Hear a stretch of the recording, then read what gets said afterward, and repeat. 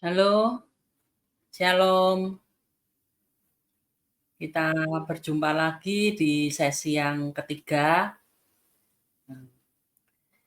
di mana di dalam sesi yang pertama, kedua, kita sudah membahas tentang Yusuf, Maria, Yesus, dan Yohanes Pembaptis, di mana mereka ini adalah pribadi-pribadi yang mau menurut apa yang menjadi kehendak Allah.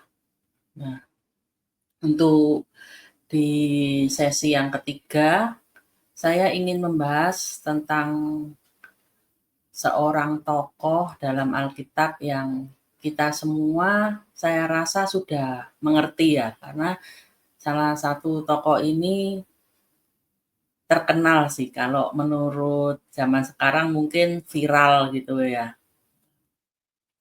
Mari saya ajak kita semua untuk menyimak di dalam Yunus 1 itu sampai ayatnya yang ke-1 sampai 17.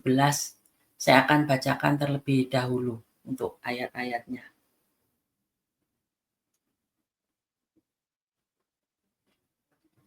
Datanglah firman Tuhan kepada Yunus bin Amitai demikian. Bangunlah, pergilah ke Niniwe, kota yang besar itu. Berserulah terhadap mereka, karena kejahatannya telah sampai kepadaku.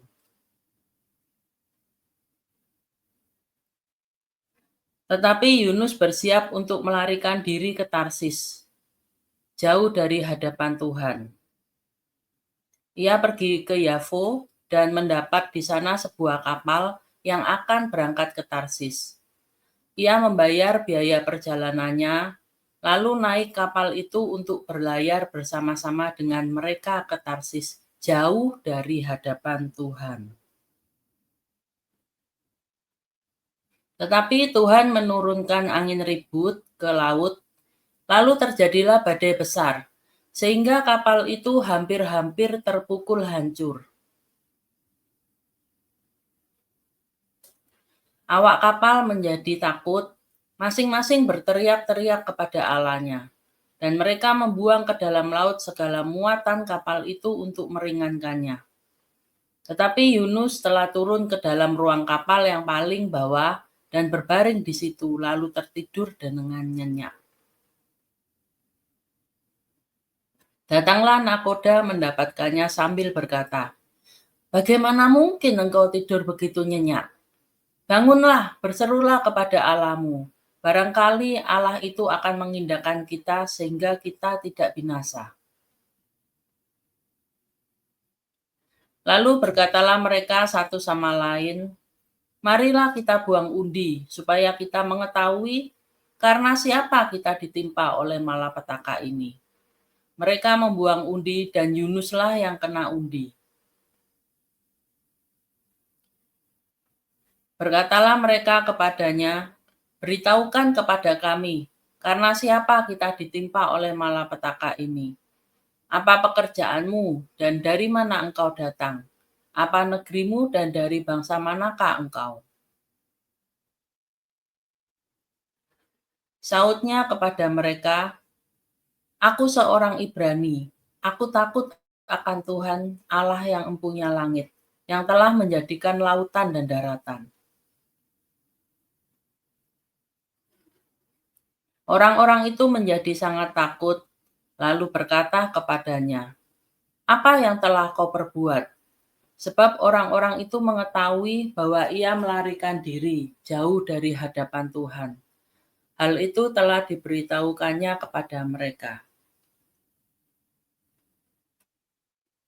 Bertanyalah mereka, "Akan kami apakan engkau, supaya laut menjadi rendah dan tidak menyerang kami lagi, sebab laut semakin bergelora?" Sautnya kepada mereka, "Angkatlah aku, campakkanlah aku ke dalam laut, maka laut akan menjadi reda dan tidak menyerang kamu lagi. Sebab aku tahu bahwa karena akulah badai besar ini menyerang kamu." Lalu berdayunglah orang-orang itu dengan sekuat tenaga untuk membawa kapal itu kembali ke darat. Tetapi mereka tidak sanggup, sebab laut semakin bergelora menyerang mereka. Lalu berserulah mereka kepada Tuhan, katanya, "Ya Tuhan, janganlah kiranya Engkau biarkan kami binasa karena nyawa orang ini. Dan janganlah Engkau tanggungkan kepada kami darah orang yang tidak bersalah, sebab Engkau Tuhan telah berbuat seperti yang Kau kehendaki." Kemudian mereka mengangkat Yunus, lalu mencampakkannya ke dalam laut, dan laut berhenti mengamuk. Orang-orang itu menjadi sangat takut kepada Tuhan, lalu mempersembahkan korban sembelihan bagi Tuhan, serta mengikrarkan nazar.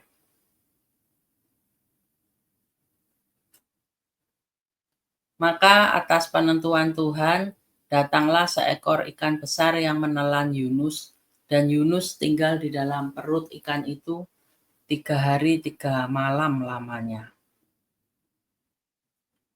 Nah, dari firman Tuhan yang setelah saya bacakan tadi, kita melihat bahwa di dalam ayat yang pertama, itu firman Tuhan itu datang kepada Yunus. Nah, ketika firman Tuhan itu datang, berarti Tuhan itu mempercayai kita bahwa kita sanggup untuk melakukan apa yang Dia perintahkan.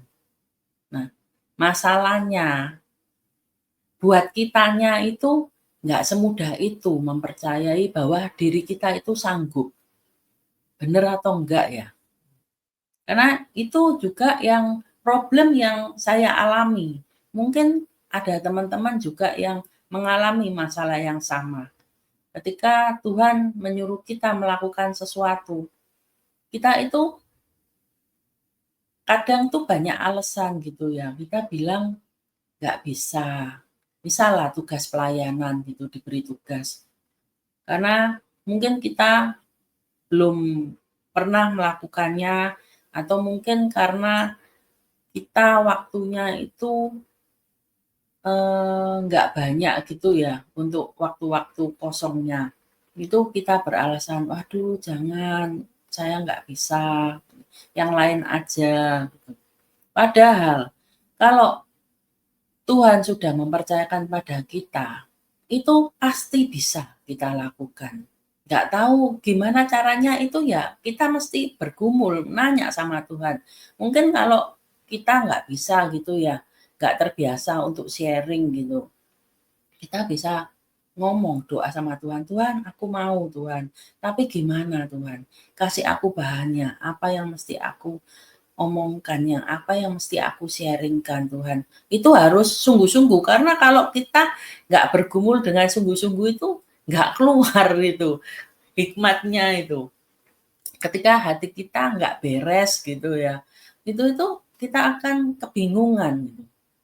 Tapi kita harus mempercayai bahwa kalau kita sudah dikasih kepercayaan, ya pasti bisa kita melakukannya, tinggal kitanya sendiri mau atau enggak.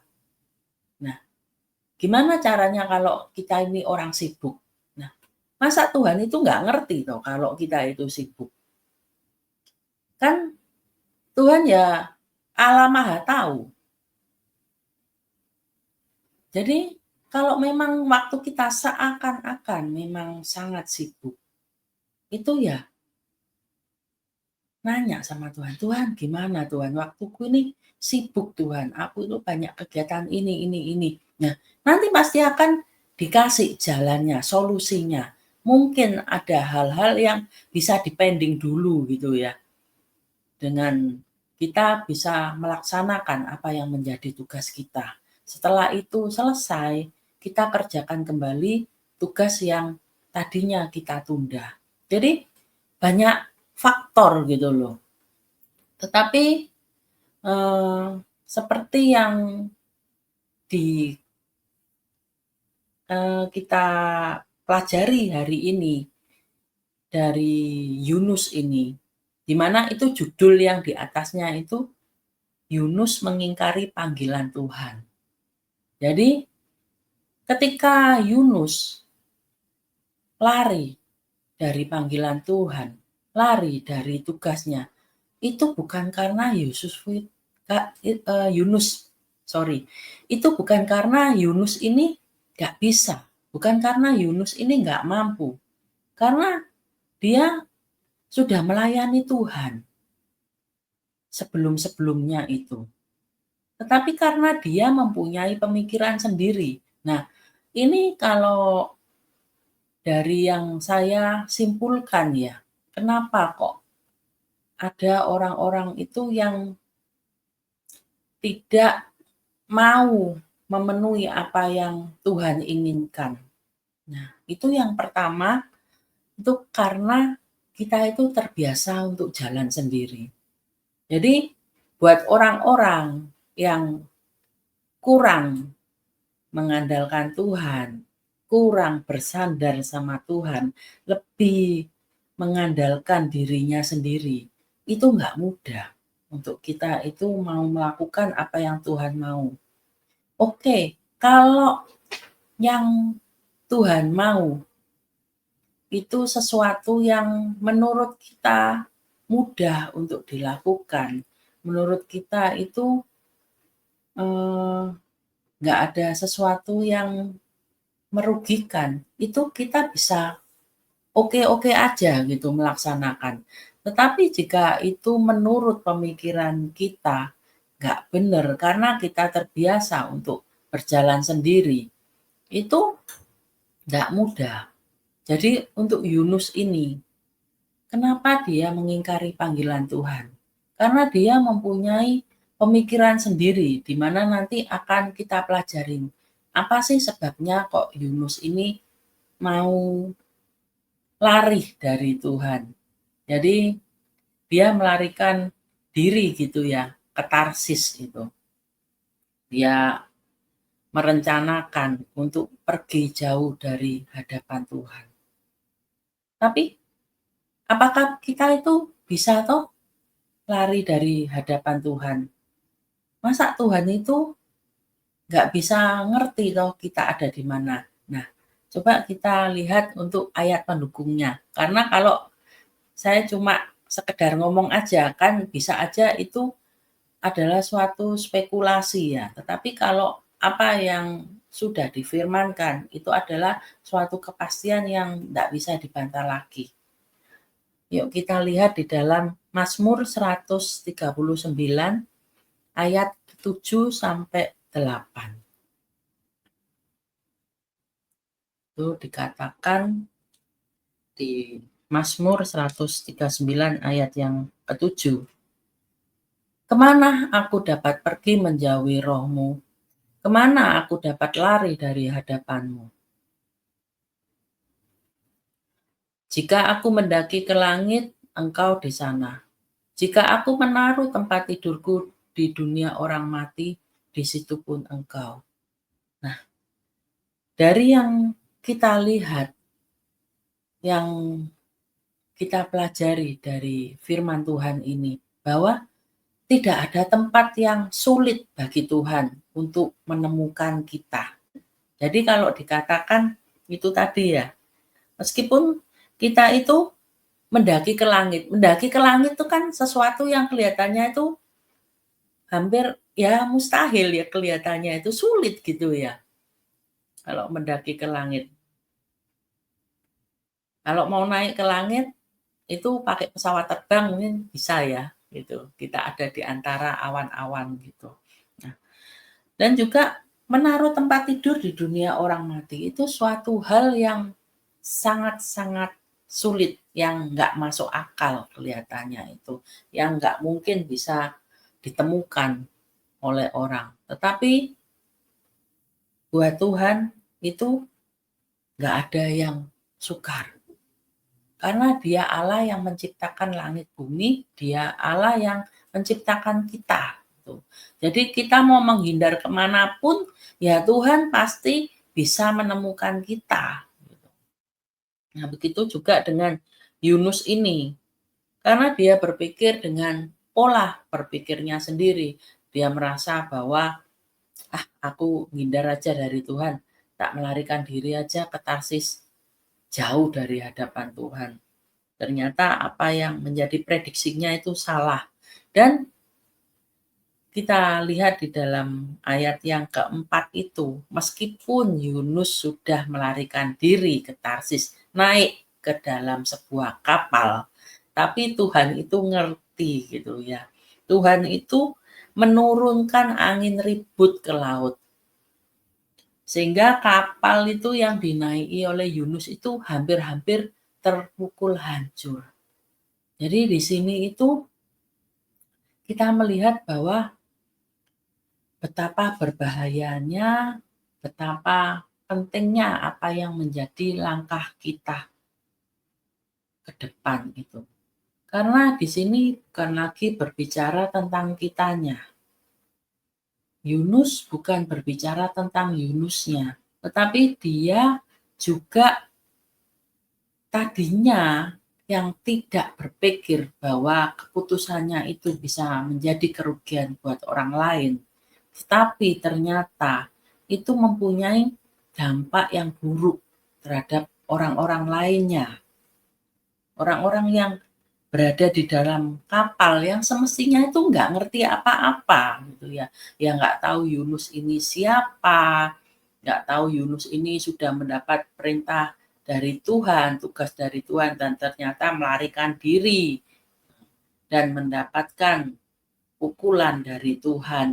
Itu enggak ngerti, tapi ya terpaksa menerima dampak negatifnya. Nah, Yunus karena dia merasa bahwa, oh ini tentang aku aja, tentang aku pribadi. Kalau aku mengingkari panggilanku, itu ya sudah, suka-sukaku, aku sendiri yang tanggung kok efeknya. Sampai dia itu makanya ketika masuk ke dalam kapal, dia itu turun ke dalam ruang kapal yang paling bawah tadi dikatakan itu. Dan berbaring di situ tidur dengan nyenyak. Sampai nggak ngerti loh kalau badai itu datang, Yunus ini. Dia leha-leha gitu ya dengan santainya itu. Nah, ketika orang-orang yang berada di dalam kapal itu kalang kabut, mereka pasti bingung ya gini. Mereka berusaha untuk memperingatkan orang-orang yang lain yang ada di dalam kapal mungkin gitu, yang juga di mana mereka keliling gitu ya ke tempat-tempat mana dan akhirnya menemukan Yunus ini.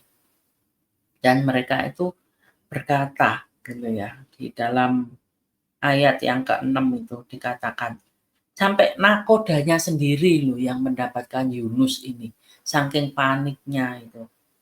Dia itu ngomong, penting-pentingnya ngomong sama Yunus di ayat yang ke-6. Bagaimana mungkin engkau tidur begitu nyenyak? Bangunlah, berserulah kepada Allahmu. Barangkali Allah itu akan mengindahkan kita sehingga kita tidak binasa. Nah, panik. Jadi semua itu sampai kan itu berbagai macam orang ya, berbagai macam keyakinan. Sampai masing-masing itu suruh doa sesuai dengan keyakinannya masing-masing. Supaya gimana caranya itu badai bisa berhenti dan mereka semua bisa diselamatkan. Dan akhirnya dibuang undi dan kelihatan di situ bahwa Yunus itu yang menjadi pokok permasalahannya. Dan ketika mereka masih berpikir-pikir orang-orang di dalam kapal itu gimana caranya supaya reda itu. Nah, sampai Yunus akhirnya sadar bahwa oh iya ya, ini gara-gara kesalahanku sampai menimbulkan efek negatif, menimbulkan kerugian buat orang lain. Akhirnya dia memutuskan bahwa dia yang harus bertanggung jawab agar orang lain terselamatkan. Yunus saya lihat orang yang ketika mengerti dia salah, dia orang yang sportif juga, mau menanggung resiko sendirian dengan tidak melibatkan orang lain. Sampai di sini Yunus itu berkata di dalam ayat yang ke-12 itu, "Angkatlah aku, campakkan aku ke dalam laut, maka laut akan menjadi reda dan tidak menyerang kamu lagi." Karena Yunus ini ngerti dia penyebabnya, jadi ya udah, daripada semua tidak selamat, ya mending dia sendiri yang nggak selamat. Tetapi ini loh, baiknya orang-orang yang di dalam kapal. Meskipun Yunus menyarankan untuk mencampakkan dia ke dalam laut, mereka ini masih berusaha bertahan.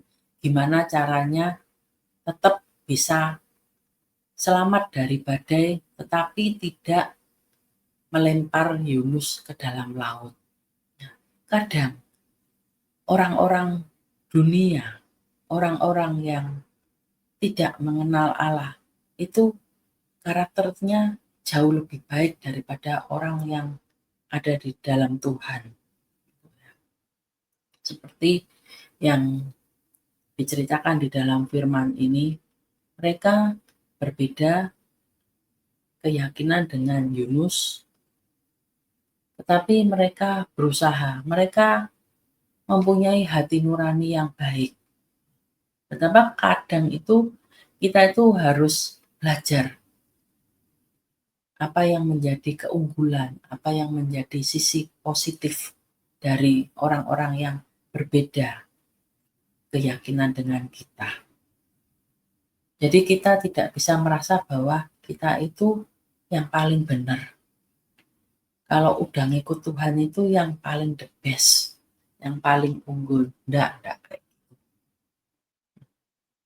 Sampai akhirnya Yunus ini tidak dilempar dan badainya itu dah kunjung reda gitu. Mereka itu udah dayung ya, orang-orang ini sudah dayung dengan sekuat tenaga. Tapi ya tetap laut itu semakin bergelora, berarti semakin parah ini.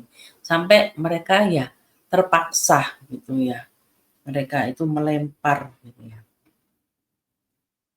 Mereka memohon pada Tuhan supaya Tuhan tidak melibatkan orang-orang yang tidak bersalah untuk menerima akibat dari kesalahan Yunus ini.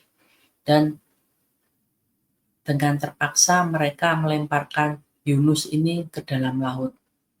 Dan singkat cerita akhirnya laut itu menjadi reda.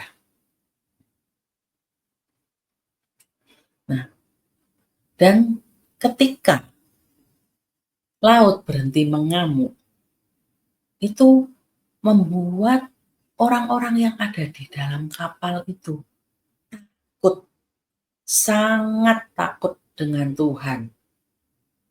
Sampai akhirnya itu mempersembahkan korban sembelihan sama Tuhan dan bernasar. Kadang Tuhan itu mengizinkan kita itu mengambil langkah yang salah gitu ya. Untuk mempertobatkan orang lain, untuk menjadi berkat buat orang lain. Yunus, Tuhan tahu kok Yunus itu awalnya akan nolak gitu ya. Tetapi Tuhan izinkan Yunus ini. Ya udah kamu maunya gitu kan, lari Tarsis gitu kan. Larilah. Tetapi Tuhan mengizinkan hal itu karena Tuhan itu juga mau menyelamatkan orang-orang yang lain yang ada di dalam kapal saat itu. Supaya mereka itu takut, mempunyai roh yang takut akan Tuhan. Jadi ketika kita melakukan sebuah kesalahan, mungkin dalam hati kita ada timbul penyesalan yang sangat dalam gitu ya. Apalagi kalau itu sampai menimbulkan dampak negatif buat orang lain. yang nggak salah, menimbulkan kesusahan buat orang lain. Tetapi percayalah bahwa hal itu Tuhan izinkan terjadi karena ada rencana Tuhan yang indah di balik semua itu. Tuhan ingin melakukan sesuatu juga buat orang lain. Tuhan ingin menyadarkan orang lain. Tuhan ingin memberkati orang lain karena kesalahan kita, akibat kesalahan kita. Tetapi itu tidak boleh menjadikan kita itu berpikir, oh ya udah kalau gitu aku salah ya nggak apa-apa ya. Enggak seperti itu. Karena ada juga yang ketika kita melakukan kesalahan, kita mendapatkan hukuman yang berat dari Tuhan dan tidak ada kesempatan lagi untuk kita bertobat. Nah, Yunus ketika dia melakukan sebuah kesalahan, Tuhan masih memberikan kesempatan buat Yunus. Nah, kalau kita lihat tadi itu ya, di dalam ayat yang ke-17, itu datang seekor ikan besar ya yang menelan Yunus. Dan Yunus itu tinggal di dalam perut ikan tuh 3 hari 3 malam lamanya, ditulis di situ. Nah, itu sesuatu hal yang kelihatannya mustahil gitu ya. Suatu fenomena yang sangat-sangat jarang terjadi. Bahkan saya rasa ini satu-satunya ya, saya belum pernah mendengar ya kalau ada orang yang bertahan sampai berhari-hari di dalam perut ikan dan selamat. Tetapi Yunus ini diselamatkan oleh Tuhan. Tuhan masih istilahnya mempunyai planning gitu ya buat Yunus. Sehingga Tuhan itu enggak serta-merta itu memberi hukuman yang fatal gitu loh. Yang tidak bisa diperbaiki lagi oleh Yunus. Nah, ketika Yunus berada di dalam perut ikan, itu dia itu merenungkan segala peristiwa yang terjadi, apa yang menjadi kemauan Tuhan, kenapa kok Tuhan masih melakukan hal-hal yang mesti dia alami, dia masih ada di perut ikan dan selamat, dan sampai pada sebuah kesimpulan di mana Yunus ini bertobat. Yuk kita lihat di dalam Yunus 2 ayat 9 sampai yang ke-10.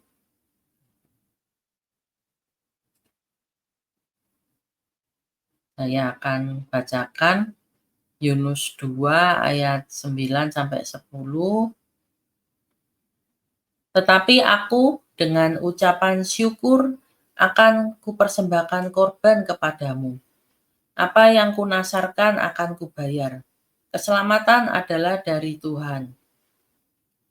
Lalu berfirmanlah Tuhan kepada ikan itu, dan ikan itu pun memuntahkan Yunus ke darat.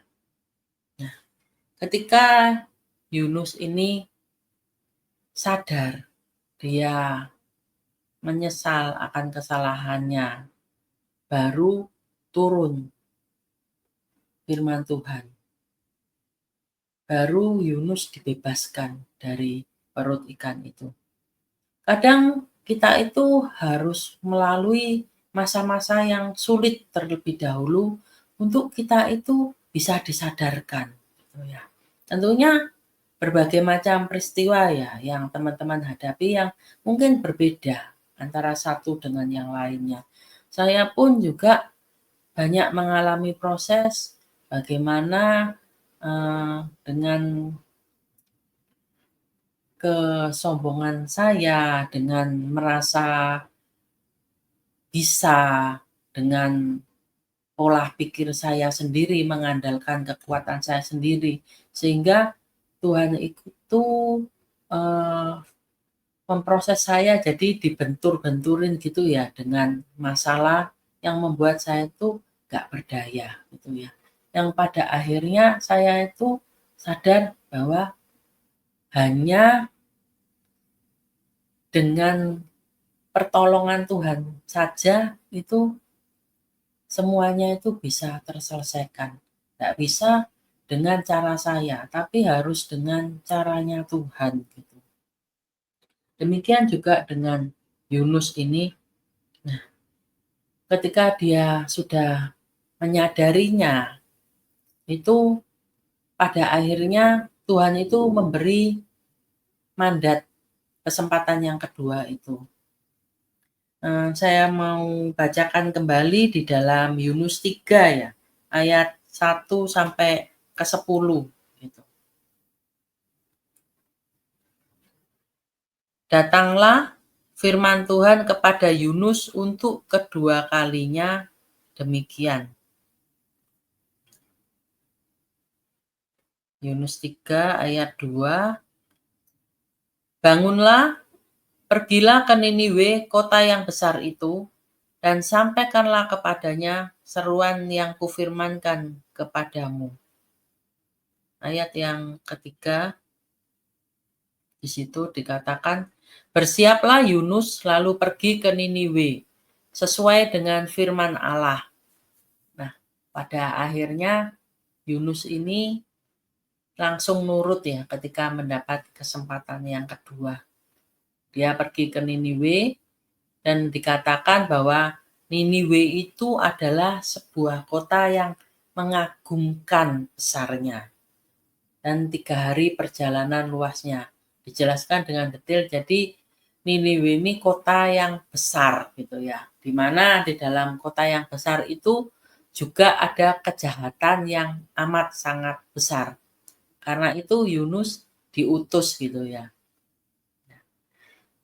Saya akan bacakan kembali di dalam Yunus 3 ayat yang keempat ya. Nanti di situ saya akan jelaskan. Mulailah Yunus masuk ke dalam kota itu sehari perjalanan jauhnya, lalu berseru, 40 hari lagi, maka Niniwe akan ditunggang balikkan. Orang Niniwe percaya kepada Allah. Lalu mereka mengumumkan puasa dan mereka, baik orang dewasa maupun anak-anak, mengenakan kain kabung. Ayat yang ke-6. Setelah sampai kabar itu kepada Raja kota Niniwe, turunlah ia dari singgasananya, ditanggalkannya jubahnya, diselubungkannya kain kabung, lalu duduklah ia di abu. Lalu atas perintah raja dan para pembesarnya, orang memaklumkan dan mengatakan di Niniwe demikian. Manusia dan ternak, lembu, sapi, dan kambing domba tidak boleh makan apa-apa, tidak boleh makan rumput, dan tidak boleh minum air.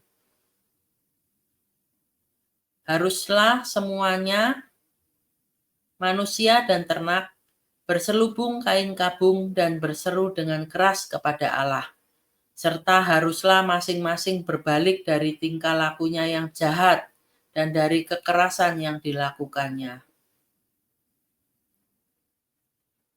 Siapa tahu mungkin Allah akan berbalik dan menyesal, serta berpaling dari murkanya yang bernyala-nyala itu, sehingga kita tidak binasa. Ketika Allah melihat perbuatan mereka itu, yakni bagaimana mereka berbalik dari tingkah lakunya yang jahat, maka menyesallah Allah karena malapetaka yang telah dirancangkannya terhadap mereka, dan ia pun tidak jadi melakukannya. Allah selalu memberikan kesempatan buat kita untuk bertobat dari kesalahan kita. Bagaimanapun sejahat apapun kita, Tuhan selalu memberikan kesempatan, memberikan peringatan terlebih dahulu. Di mana karena kasih Tuhan itu begitu besar ya buat orang-orang yang ada di dalam Niniwe ini. Karena ada dikatakan bahwa Niniwe ini nggak tahu yang mana tangan kanan, yang mana tangan kiri. Artinya mereka ini sudah buta, dibutakan gitu ya. Mereka menjadi buta secara rohani. Mereka tidak ngerti lagi bahwa apa yang dilakukan itu salah gitu ya. Mereka merasa bahwa itu hal yang wajar, yang nggak masalah. Contoh kadang kita kalau melakukan, misal ya gitu ya, kalau dalam pelayanan itu kan ada jabatan-jabatan, jenjang-jenjang gitu ya. Ada orang-orang yang ingin meraih jenjang pelayanan yang tinggi, tetapi dengan menjatuhkan rekan-rekannya yang kadang tuh saling sikut gitu ya, saling memfitnah gitu. Nah, kalau orang itu sadar, kalau orang itu ngerti bahwa hal itu tuh seharusnya nggak boleh terjadi. Apalagi ini dalam dunia pelayanan itu kan melayani Tuhan dan melayani pekerjaan Tuhan. Yang seharusnya itu kan nggak boleh ada hal-hal yang jahat ini. Tetapi kenapa bisa sampai terjadi hal seperti itu? Karena mereka ini buta secara rohani. Mereka hafal, ngerti firman, tapi mereka ndak sadar gitu loh. Mereka ndak benar-benar ngerti bahwa hal itu tuh seharusnya pantang untuk dilakukan. Mereka merasa ndak masalah. Nih.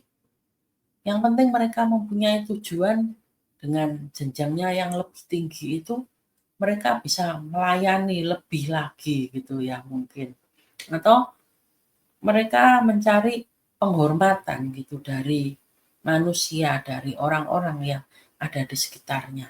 Karena menjadi terhormat, menjadi orang yang dikenal itu enak ya.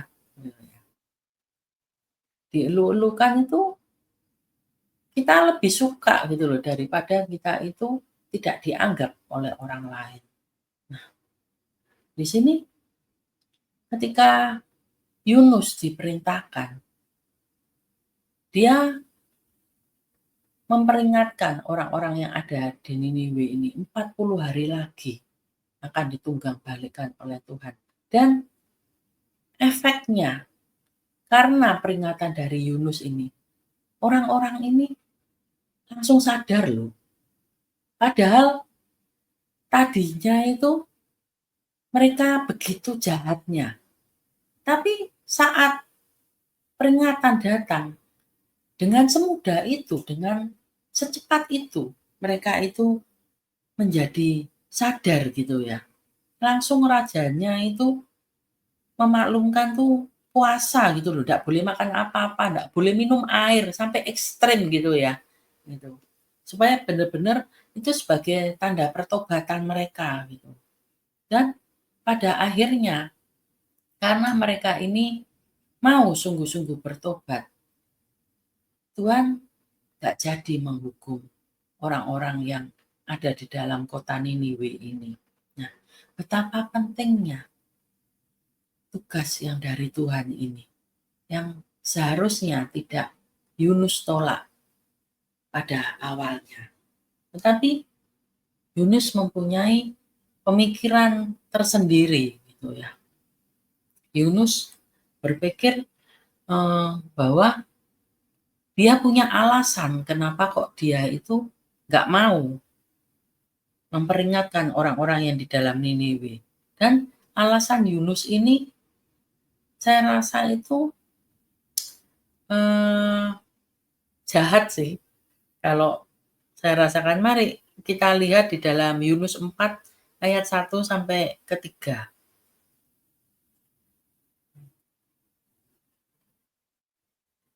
Di sini di mana judulnya itu Yunus.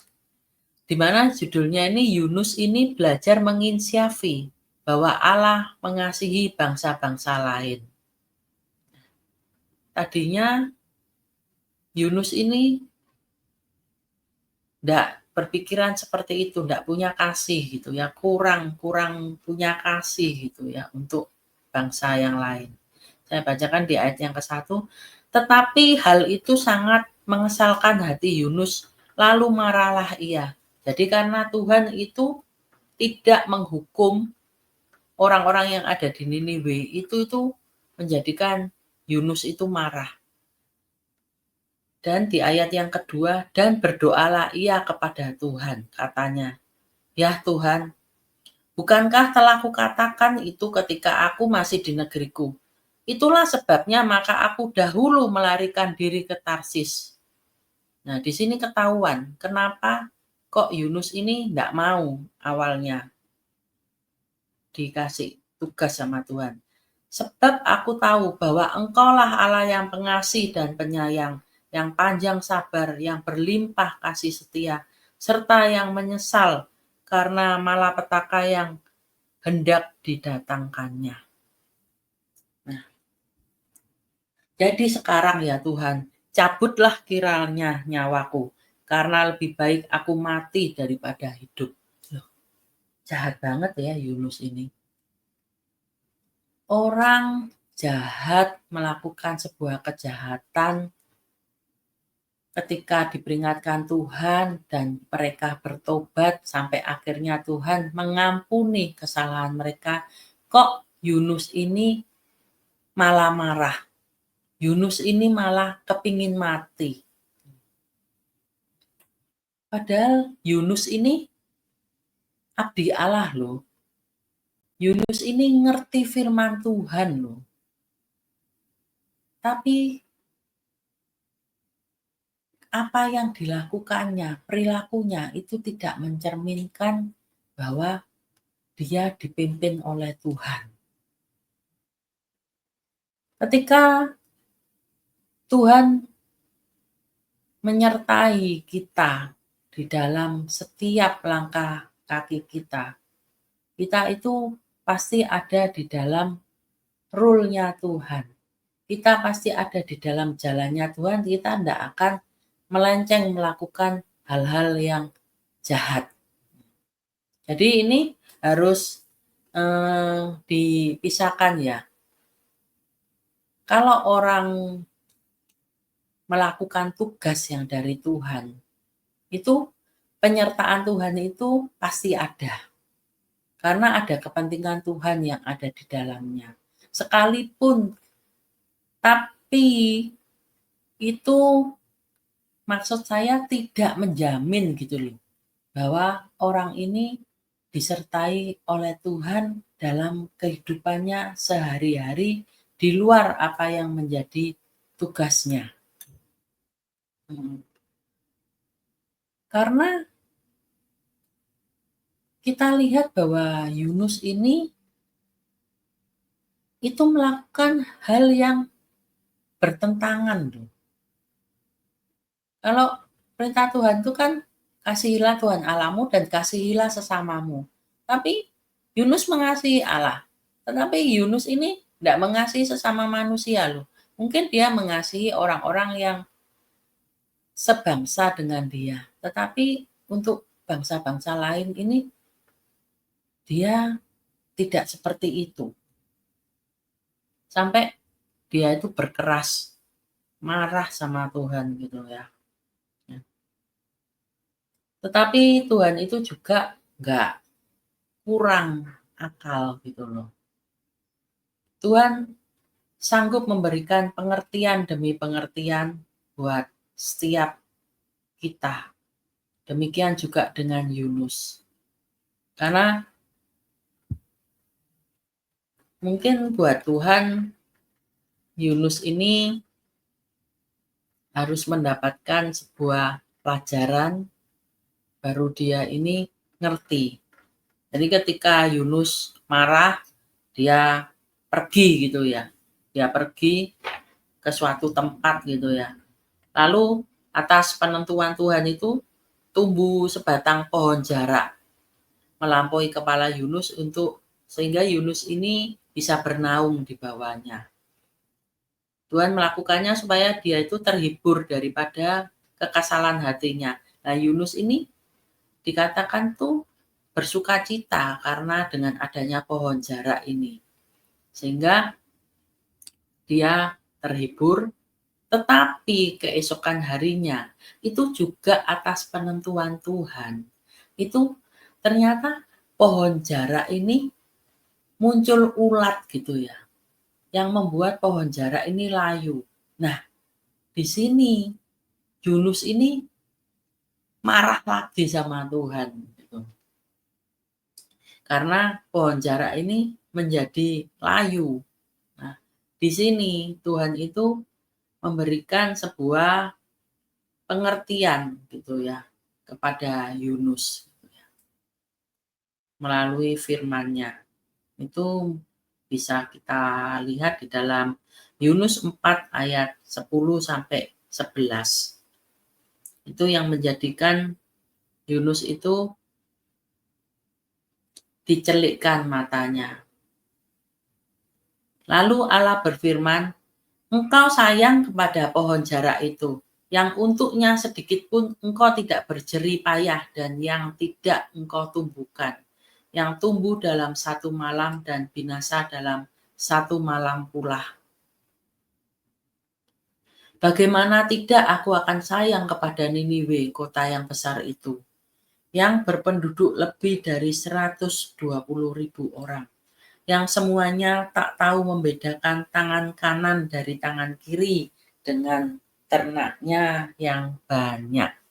Nah, di sini Tuhan itu ngomong, "Loh, kamu itu loh yang ndak mengupayakan apa-apa, ndak menumbuhkan pohon jarak itu. Aku loh, Tuhan yang menumbuhkannya." Ketika Tuhan memunculkan sebuah ulat sehingga pohon itu layu, kamu ngamuknya kayak gitu. Lah kok aku ini yang menciptakan Niniwe, menciptakan orang-orang yang ada di dalam Niniwe, dan mereka itu salah. Kok aku ini gimana? Masa aku ini akan tega memusnahkan mereka begitu aja tanpa peringatan terlebih dahulu? Kadang kita itu harus disadarkan ketika Tuhan itu memberikan sebuah pengertian demi pengertian kepada kita. Banyak hal yang Tuhan ajarkan buat kita gitu ya. Pasti pengalamannya berbeda-beda. Cuma, oh iya ya Tuhan, aku ngerti. Jadi di sini suatu pelajaran dari kisah Yunus ini, bahwa yang pertama, ketika Tuhan memberikan tugas, perintah kepada kita, kita itu harus berpikir terlebih dahulu ketika menolak tugas yang diberikan, menolak apa yang menjadi kehendak Tuhan. Dampaknya itu apa? Karena itu akan memberikan dampak buat orang-orang di sekitar kita. Kalau kita melakukan hal yang jahat, itu nanti anak keturunan kita loh yang terkena dampaknya.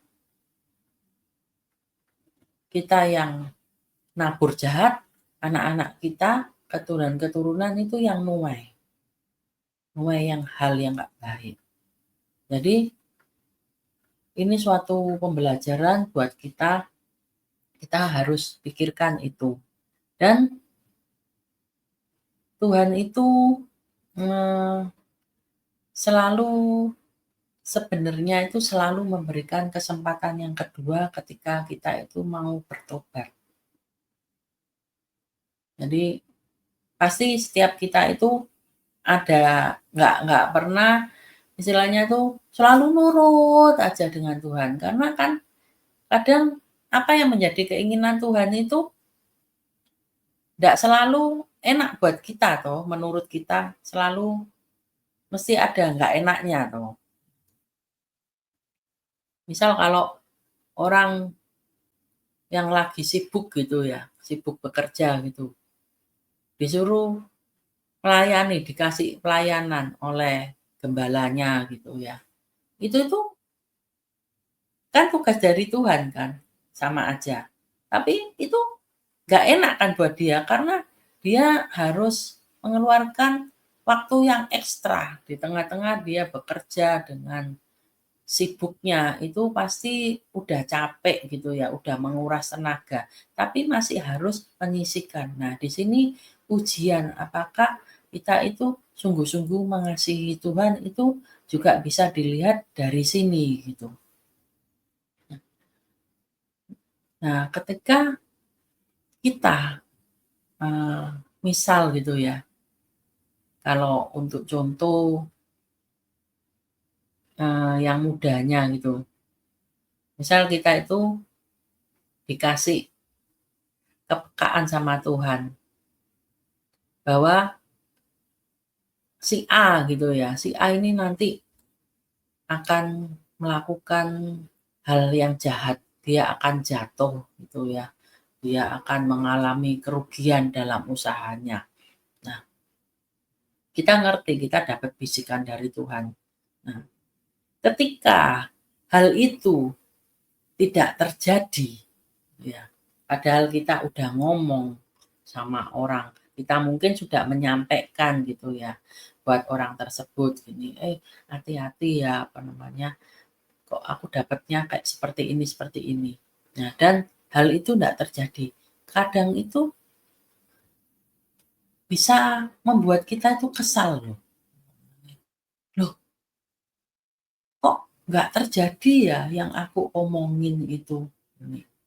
Kadang kita itu kepingin bahwa apa yang kita dapatkan itu terjadi. Padahal kalau sampai kita menginginkan hal itu, bukankah hal itu jahat di mata Tuhan itu? Kita menginginkan sesuatu yang tidak baik, sesuatu yang buruk buat orang lain. Hanya gara-gara supaya apa yang kita dapatkan dari Tuhan itu bisa tergenapi gitu ya. Kita nggak dianggap salah gitu, nggak dianggap salah nangkep pesan Tuhan gitu. Padahal kan mungkin aja, ya memang itu bisa dari Tuhan pesan itu dan orang itu bertobat dalam perjalanannya, bertobat dari kesalahannya sehingga hukuman tidak terjadi di dalam hidupnya. Jadi mungkin sebuah peringatan aja ketika kita mendapatkan pesan Tuhan, ketika kita disuruh menyampaikan sesuatu pada seorang teman atau kepada siapapun. Misal gini ya, kalau saya sharing firman gini ya, dan ada orang-orang yang menjadi sadar gitu ya, dan oh iya ya aku ini salah, aku ini sudah berbuat jahat gini-gini bla bla bla gitu ya. Dan pada akhirnya dia berubah, meninggalkan kejahatannya, dan akhirnya Tuhan itu memberkati dia, membuat dia bisa maju di dalam Tuhan, next level gitu. Bukankah itu sebuah kebaikan, sesuatu yang menguntungkan, menyenangkan hati Tuhan. Nah, di sini penting, sangat penting itu ya untuk kita benar-benar belajar dari firman Tuhan yang kita baca, yang kita pelajari. Nah, seperti yang saya katakan tadi, bahwa saya menyimpulkan ada hal-hal yang menyebabkan seseorang itu tidak mau nurut dengan apa yang Tuhan mau. Ya, yang pertama karena ya terbiasa memutuskan segala sesuatunya sendiri, terbiasa jalan sendiri gitu ya. Nah, yang kedua itu adalah perubahan hati. Mungkin seseorang yang awalnya mempunyai karakter yang baik, tetapi ketika dipakai, ketika diberkati Tuhan, ketika sukses, itu menjadikan dia itu berubah. Yang tadinya baik itu menjadi tidak baik, menjadi jahat. yang pada akhirnya itu secara otomatis akan meninggalkan apa yang menjadi tugas-tugasnya, meninggalkan apa yang seharusnya dia lakukan di dalam hidupnya. Contoh Saul ya, di mana ketika awal Tuhan mengatakan kepada dia melalui Nabi Samuel bahwa Saul ini dipilih Tuhan untuk menjadi raja buat bangsa Israel. Saul itu tidak percaya diri. Dia ya mengatakan, siapa aku ini? Aku ini dari suku yang terkecil. Aku ini dari bangsa yang paling hina, semacam segitu-gitu. Dia nggak percaya diri.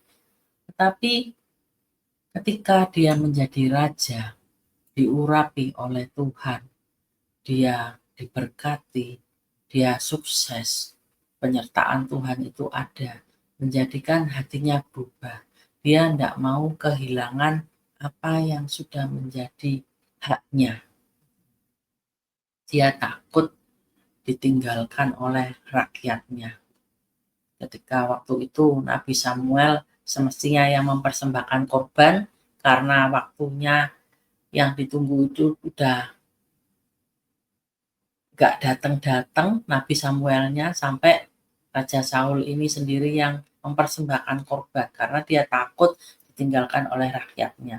Padahal kalaupun Nabi Samuel itu terlambat datang untuk mempersembahkan korban, apakah secara otomatis Raja Saul itu tidak menjadi raja kembali?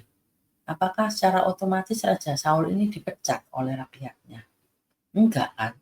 Karena yang memilih dia menjadi raja itu kan Tuhan. Ya, Tuhan pasti bertanggung jawab. Kalau Tuhan masih mempunyai kepentingan terhadap kita, masih ada tugas yang harus kita lakukan, Tuhan itu pasti ambil, maksudnya turut andil dalam setiap apapun, dalam setiap kejadian. Tuhan itu pasti menata, sudah ditentukan oleh Tuhan step by step-nya. Meskipun ya kemalangan orang benar itu banyak ini ya, seperti Saul pun dia juga menghadapi masa-masa dia dalam keadaan terjepit, dia akan ditinggalkan rakyatnya karena Nabi Samuel ini nggak datang-datang. Itu tuh.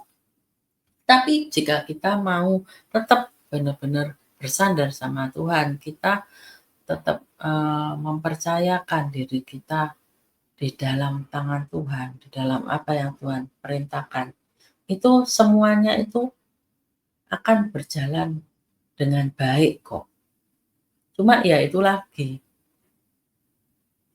itu problemnya itu bukan dari Tuhannya, problemnya itu dari kitanya. Dimana ini mungkin bisa menjadi masukan buat setiap kita. Saya pun juga banyak mengalaminya, kadang gitu di dalam berjalan bersama Tuhan.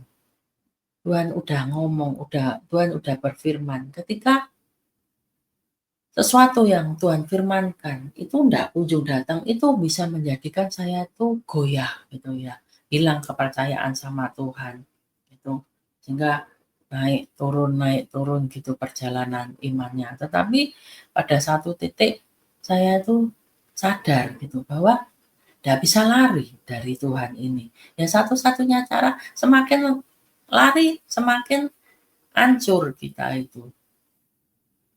Tetapi justru kita itu harus tetap balik lagi ke Tuhan. Tetap minta tuntunan Tuhan. Mesti gimana-gimananya. Apapun yang Tuhan mau, apapun yang sudah Tuhan tentukan buat kita, itu pasti ada jalannya untuk kita melewatinya gitu ya. Karena buat Tuhan itu tidak ada yang mustahil. Kalau buat kita ya mustahil. Ketika kita berjalan dengan kekuatan sendiri, ya mustahil. Tapi ketika Tuhan berjalan dengan kita, itu apapun pasti bisa kita lalui. Di sini betapa pentingnya untuk kita itu dengar-dengaran dengan Tuhan. Kadang ya ketika kita tadinya yang nurut sama Tuhan, kita itu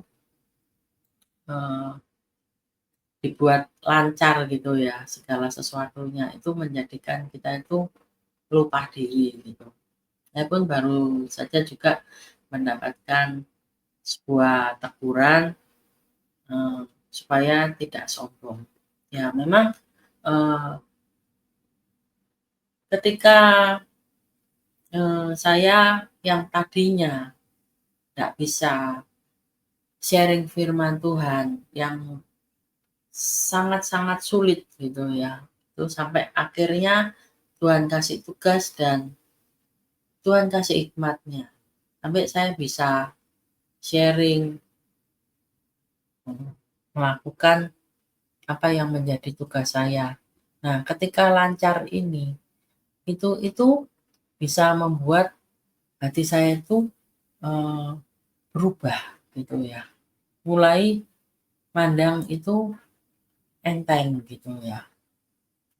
Mulai nggak bergumul seperti semula gitu. Nggak sungguh-sungguh, "Tuhan gimana ini?" Sampai ya juga karena ada faktor lainnya, di mana saya itu lagi galau gitu ya istilahnya. Ada hal-hal, di dalam kehidupan saya yang saya belum mengerti jalannya harus gimana. Itu juga menjadikan itu nggak beres gitu hati saya. Yang tadinya kan saya itu gini, sebenarnya saya itu rasanya nggak siap untuk sharing firman hari ini, nggak ngerti. Jadi nggak seperti sebelum-sebelumnya gitu ya. Jadi agak kacau gitu ya untuk urut-urutannya untuk gimana. Tetapi karena saya mau melaksanakan apa yang menjadi tugas saya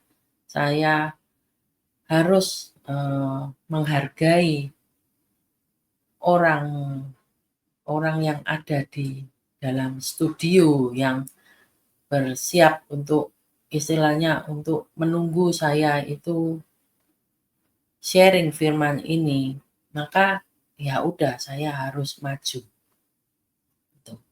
Dan mungkin, meskipun tidak seperti sebelum-sebelumnya, saya harap ada pelajaran demi pelajaran yang bisa teman-teman dapatkan dari sharing firman Tuhan hari ini, dan kita akan bertemu di dalam konten selanjutnya yang akan menjadi bagian yang terakhir dari sesi mengikut kehendak Tuhan.